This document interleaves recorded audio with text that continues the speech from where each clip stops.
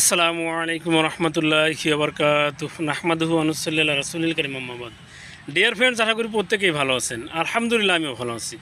বন্ধুরা, স্বাস্থ্য বিষয়ক ইউটিউব চ্যানেল হাকিম এরশাদুল বাড়িতে আপনাদেরকে স্বাগতম। সাথে আছে আমি হাকিম এরশাদুল বাড়ি।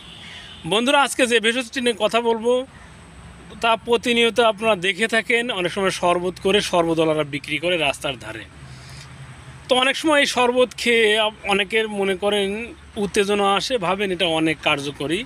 অবশ্যই কার্যকরী, তবে এটা সরাসরি উত্তেজনা আসে না, উত্তেজক পদার্থ দেওয়া হয়।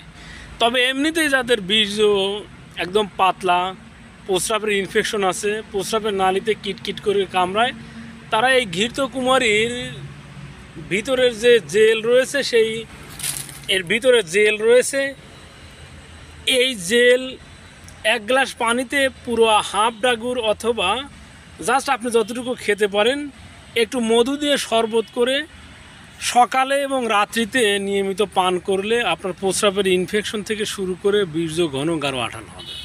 তো বন্ধুরা, এই ছিল আমাদের আজকের আলোচ্য বিষয়। ভিডিওটি ভালো লাগলে অবশ্যই লাইক দিবেন, কমেন্ট করবেন, সাবস্ক্রাইব করে সাথে থাকবেন। ধন্যবাদ।